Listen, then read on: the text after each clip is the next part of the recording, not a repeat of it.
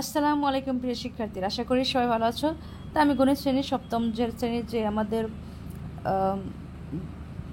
কাজ এক দেখো সাশ্রয়ী হয়ে সঞ্চয় করি জোড়ায় কাজের নির্দেশনা আমি তোমাদের উত্তর এখন নিয়ে এসেছি। আমি উত্তর সহ দিয়ে দিচ্ছি, তোমাদের কাজগুলো কমপ্লিট করে দিচ্ছি। তো তোমরা এখনও যারা চ্যানেলটি সাবস্ক্রাইব করো জলদি জলদি সাবস্ক্রাইব করে রাখো, আর যারা সাবস্ক্রাইব করেছো তাদেরকে অসংখ্য ধন্যবাদ। তোমরা কিন্তু দ্রুত তোমাদের কাজগুলো সমাধান করতে গিয়ে দেখা গেছে তোমরা সাবস্ক্রাইব করতে ভুলে গেছো, তাই একটু কষ্ট করে সাবস্ক্রাইবটা করে নাও।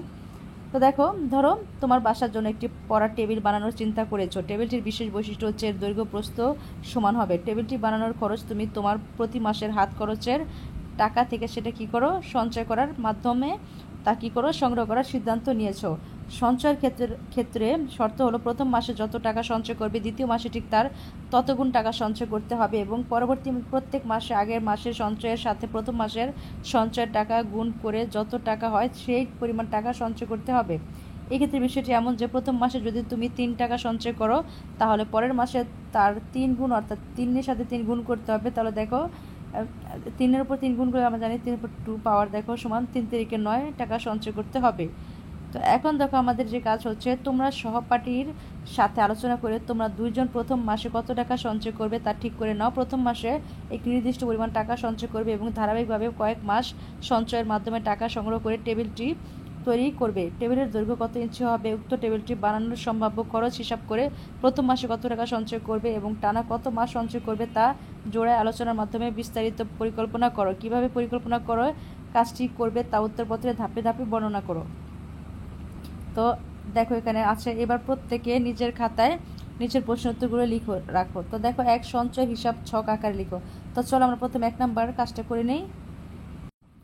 তো দেখো দিন, এখানে দিন আছে আর এখানে আছে সঞ্চয়ের পরিমাণ। তো প্রথম দিন ধরো 3 টাকা, দ্বিতীয় দিন 3-এর সাথে গুণ করো, তাহলে 3 তারিখে নয়, আমাদের যেহেতু বলা হয়েছে 3-এর সাথে 3 যে পরিমাণ আছে তার সাথে সেই পরিমাণ গুণ করতে হবে, তাহলে দেখো 9। আবার তৃতীয় দিন দেখো ওইভাবে 27 টাকা, আবার চতুর্থ দিন দেখো 81 টাকা, পঞ্চম দিন 243 টাকা, ষষ্ঠ দিন 729 টাকা, সপ্তম দিন 2187 টাকা, অষ্টম দিন 6561 টাকা, নবম দিন 19,683 টাকা, 19,683 টাকা হয়ে গেলে এবং দশম দিন থেকে দেখো এভাবে পর্যায়ক্রমে তোমরা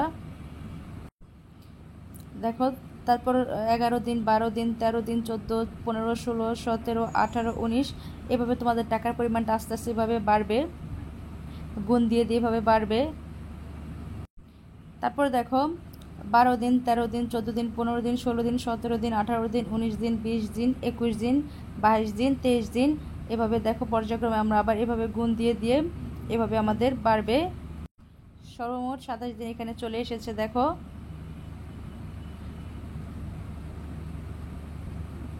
তো আমাদের পর্যায়ক্রমে এইভাবে বেড়ে বেড়ে আনসারটা এই পর্যন্ত আসবে। একদম প্রথম দিন থেকে এই পর্যন্ত ধরো আমাদের 1 মাসে আমাদের সঞ্চয়ের টাকার পরিমাণটা এতটুকু পরিমাণ এভাবে বৃদ্ধি পাবে। এবার দেখো আমরা আমাদের 1 নাম্বার প্রশ্ন উত্তরটা কমপ্লিট করেছি। এবার এখন আমরা দেখব 2-এ বলা হয়েছে সংখ্যাগুলো কি ছকের মাধ্যমে সূচকারে প্রকাশ করা যাবে, ব্যাখ্যা করো। তো চলো আমরা এর উত্তরটা দেখে নেই। তো দেখো, হ্যাঁ, সংখ্যাগুলো সূচকারে প্রকাশ করা যাবে। আমরা সঞ্চয়ের ছক থেকে পাই প্রথম, দ্বিতীয়, তৃতীয়, চতুর্থ এবং পঞ্চম মাসের ধারাবাহিক সঞ্চয়।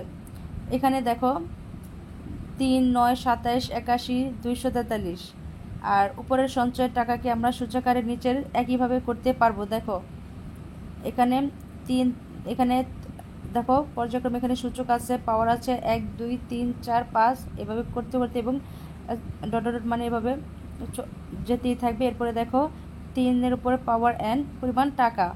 তাই উপরের বর্ণনা থেকে বলা যায় যে সঞ্চয়ের ছক থেকে পাওয়া সংখ্যাসমূহ সূচকের মাধ্যমে প্রকাশ করা সম্ভব।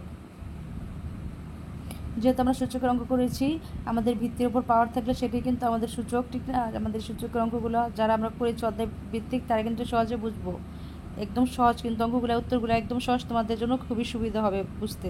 এরপর দেখো এখন আমরা দেখব 3, পঞ্চম মাসে তোমার সঞ্চয়ের পরিমাণ টাকা কত হবে। এখন আমরা দেখব 3 নাম্বার। তো এখন দেখো 3, উপরোক্ত শর্ত মোতাবেক আমার সঞ্চয়ের টাকার পরিমাণ পঞ্চম মাসে হবে তাহা ধারাবাহিকভাবে উপস্থাপন করা হলো। প্রথম মাস 3 টাকা, দ্বিতীয় মাস 3 গুণ 3 9 টাকা, তৃতীয় মাস 9-এর সাথে 3 গুণ করলে 27 টাকা, চতুর্থ মাস 27-এর সাথে 3 গুণ করলে 81 টাকা, তারপরে পঞ্চম মাস তারপর দেখো পঞ্চম মাস 81 সাথে আবার মানে প্রত্যেক এখানে যা আনসার আসবে প্রত্যেকটার সাথে তোমরা পর্যায়ক্রমে 3 গুণ করে দিবা, তাহলে কিন্তু খুব সহজে মনে থাকবে।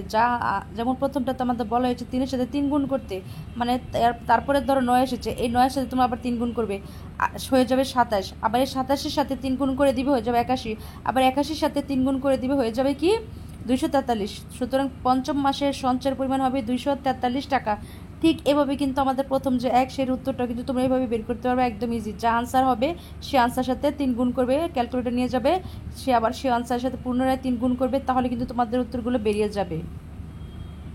যেমন দেখো আমি আবার প্রথমে একটু চলে আসলাম, এটা তোমাদের এক নাম্বার যে কাজটা সেটা দেখো, এখানে কিন্তু দেয়া আছে, দেখো দেখো এই যে এখানে দেখো আমরা কিন্তু 43 পর্যন্ত পেয়েছি, ঠিক না? এরপরে 243 সাথে আবার তুমি 3 গুণ করো, তাহলে হবে 729 টাকা। আবার 729-এর সাথে 3 গুণ করো, আমরা তো নর্মালি জানি 3 সাথে 21, দেখো এখানে কিন্তু 21 চলে এসেছে।